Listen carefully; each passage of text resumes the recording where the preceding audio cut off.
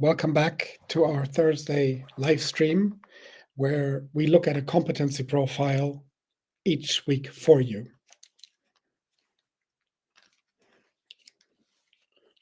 Apologies, I forgot to connect the headset. So, welcome back. Every Thursday, we look at a competency profile for you. And this week, we're looking at the competency profile of a lead data scientist.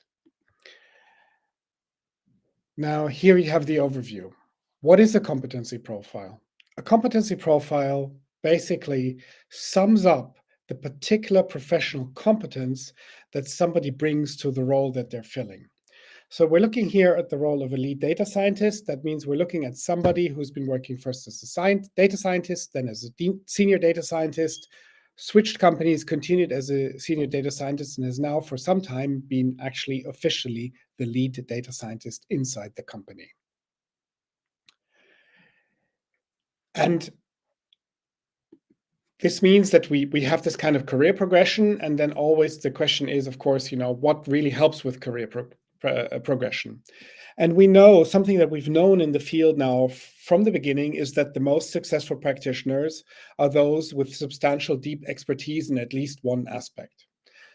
What you're looking at here briefly is based on self-reported data more than a decade ago. So this is data from 2010, 2011, 2012, before data scientist was coined the most sexiest job of the 21st century in the Harvard Business Review.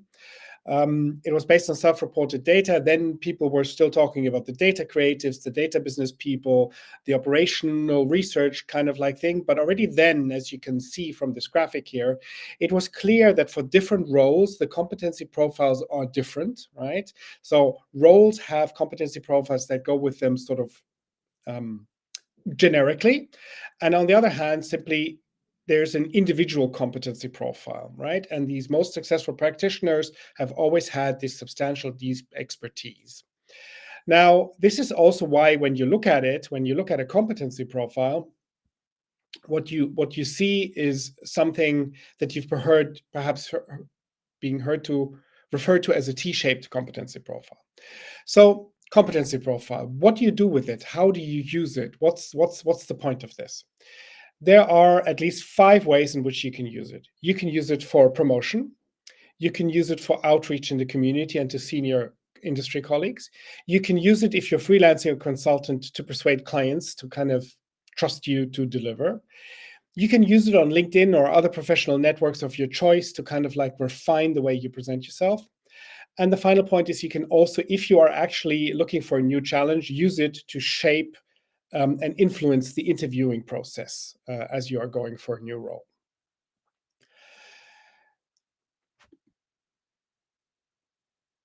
We're looking today at the profile of a lead data scientist, and I've summarized it for you. And then now I'm going to go through each of the elements of the competency profile so that you can see what it is there, and we can also begin to talk about how this actually works.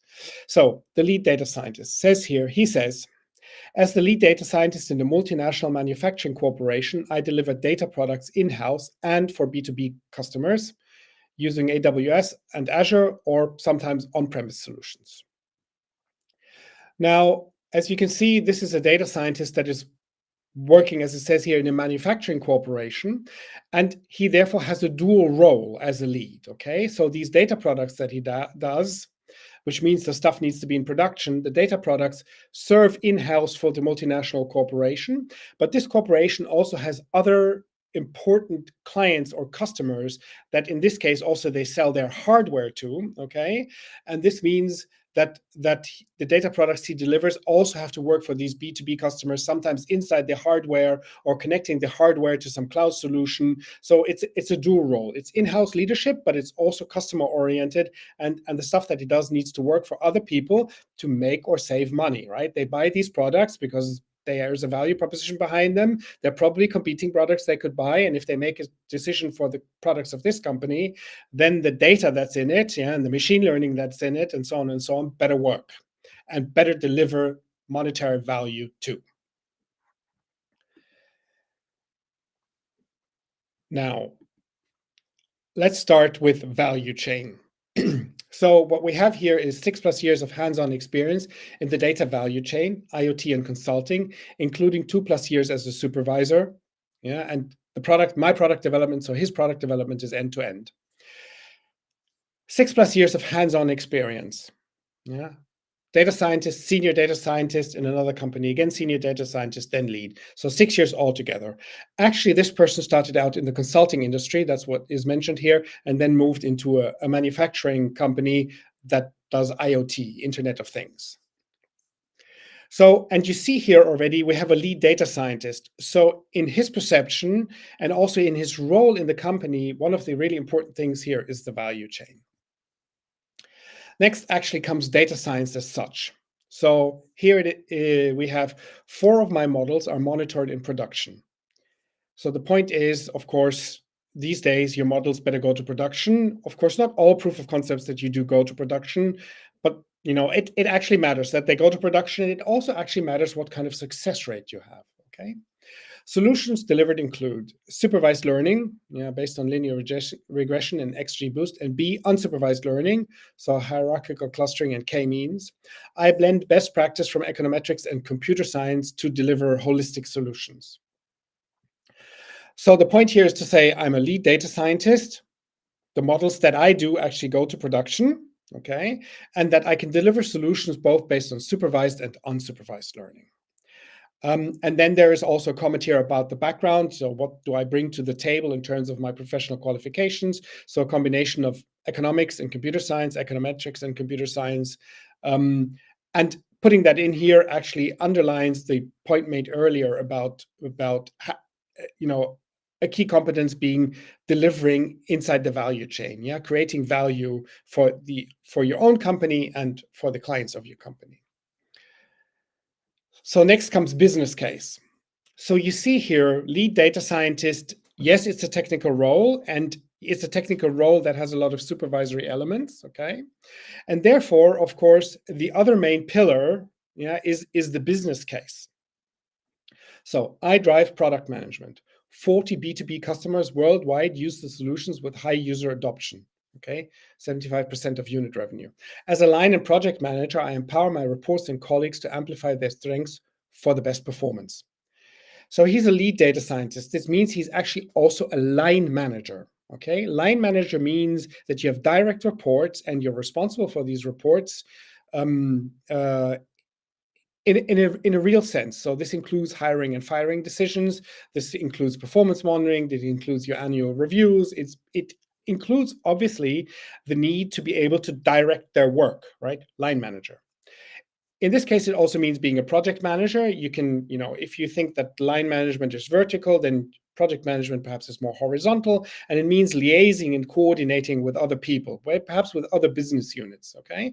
The colleagues, so to speak, in the company to actually, because, your data solutions need to be embedded. In this case, they need to be embedded in hardware. The hardware are different people designing, assembling it, deploying it, and so on and so on. So you need to liaise, you need to coordinate, and that is where even if you're a lead data scientist, you have these project management responsibilities, possibly as well as this person does here. And then use cases. So, it's a lead data scientist. So also something important to say is, okay, so, what kind of use cases have I actually seen? What can we discuss? Where are my strengths and so on? So it says here, very straightforward, my top 3 corporate use cases. A, detecting anomalies in machine states, refers to hardware, right? B, predicting light bulb failure, in small but interesting use case. And C, customer segmentation for an international retailer. So some of this stuff refers to IoT, and other stuff refers more to kind of like business and value proposition, the customer segmentation. So there's 2 variants of this, but it's simply to say these are use cases that I have. Of course, if you then, you're connecting with colleagues, this is a great way to get people to ask you follow-up questions, right? So if these are use cases, so, detecting anomalies, what did that actually mean? What did you do and what were the machines, okay? Or customer segmentation for an international retailer. So, what did the international retailer sell? What type of customers were these? Or, okay, these are your top 3 corporate use cases that you've done. Overall, how many use cases do you think you've solved successfully? And overall, looking back, how many models have gone into production based on these use cases? Yeah, so I mentioned as one use case of this to help you structuring interview processes. So the point here is that when you do a competency profile, you really want to summarize it, right? You want to summarize what you've got, and you really want to summarize it on one page. And it is to entice interest, it is to get feedback, it is to start a conversation. It is not that your competency profile needs to mention everything and anything you've done in your life. It's not the point. It's a summary, it's a highlight. It really focuses on where you are at the moment and where you would like to go next. Okay. So, as the lead data scientist in a multinational manufacturing corporation, I deliver data products in house and for B2B customers. We had that. With a dual background in economics and computer science, actually, the computer science degree is from UPenn in the US, I specialize in data value creation. I excel at applying my skills to drive business growth by finding the right balance between vision and daily operations. Okay, so this is also kind of like a statement of what this person is doing and what they want to do more of, right? Yeah. So it's somebody who's worked on the career ladder, has gotten to this lead data scientist position, and is now ready to take on more business responsibility. And I think this is really great. And I also think this is really important. So something really the profession needs is we need the senior people to kind of step up and to start shaping more of the companies that they work for. Yeah, shaping more of in terms of, for example, getting data literacy, but getting companies to become more data literate and the people around them, but also to step up and take more responsibility for the products and actually for either developing data products as such, or making sure that the data and the machine learning models or deep learning models inside certain products make these products significantly better, either for the internal operations of a company or for the customers of that company. Okay. And this also then goes, data scientists, lead data scientists, data engineers, all the data professionals, you all out there need to be thinking about, okay, I want to be a lead. Can I be a director? Can I actually go all the way to chief data officer? Am I willing to take on general responsibility for business? Because if we say data driven business, okay, well, who can make a business actually really data driven? And, or rhetorical question the other way around, can you make a business data driven if you're not fluent in Python? Yeah, exactly. So we need more people that are fluent in data, fluent in Python to kind of step up and take up these roles. And here's an example of somebody who's really ready to do that. Okay, here's again in an overview. I appreciate that on a mobile screen, this is not possible to read, but you've seen all the elements of it. I'm just trying to show you what the end product looks like. If you flipped it, you could also read it on a mobile screen. Um, And then I remind you, now that you've followed this for the last 10 minutes, you should get yourself a competency profile, and here are the ways in which you can use it. To go back to your company and talk about your career and your career prospects and what are the next step in the company, find out really what kind of career path they're possibly also willing to create now and in future. So more companies now need leads, they need directors, yeah, they need principals. So this is about scheduling this conversation with your line manager or the management board to understand what your opportunities are, what the company is looking for, and to get yourself a career progression plan that moves you forward. The next thing is you can use something like this really for outreach. You're going to meetups, you're going to conferences, you want to connect senior colleagues, and you want to tell them about yourself. Okay, use the competency profile. In 60 seconds or less, they will get who you are professionally, and you can start the conversation. If you're freelance or in consulting, do the same with your clients. Then please do also use this type of idea to really upgrade the way you present yourself on LinkedIn or other professional networks so that it becomes easier for other people at a glance, really fast at a glance, to understand where you are professionally and in which direction you're headed. And the final is, if you are interviewing because you're looking for your next opportunity, then the moment the company invites you for an interview, send over that competency profile to help them structure the conversation with you. Yeah, they get on a one pager, they get kind of like opening statements from you that they can use to kind of deep dive with you on these various aspects. And because it's your competency profile and you created it, it's also your home turf. So it really helps you to shine in that process. Now, final thing as always, why are we doing this? So we know from data, survey data, not hard behavioral data, but survey data. And I guess we all also together know from friends, colleagues, anecdotally, the number one impediment in companies, not just in Germany and Europe, but across the world, the number one impediment is the lack of competence. So there's a mismatch still going on between the companies and the practitioners that they have. And the real challenge is to really match companies and the practitioners. So it's the right practitioner in the right company that is actually able to solve the use cases, put them into production, and make things better for the company. So that's why we do the competency profiles, to help both practitioners and companies to better understand which exact team of people they need to excel at this stuff, data that's been with us now, so to speak, as an industry specific thing for only a decade, really. Yeah. The final thing is then, of course, now that I've told you all about this, how do you get your personal competency profile? Well, really, there's only two things you need to do. So the first thing is you would need to join the AI Guild as a member. You can do that at theguild.ai. You join as a member. The qualification criteria is your LinkedIn profile needs to show that you're a data professional. Okay, then you will be admitted, and actually membership is free, so you're not paying for that. Once you have become an AI Guild member, you can sign up for one of our career workshops. The one that you would want to be looking for is called Lead Director and Principal. It's typically an online workshop that happens on a Friday. You can join from anywhere in the world. And through the workshop and some individual consultation, you will arrive at your own competency profile. The workshop is essentially free. We do charge a registration fee of at least 10 euros.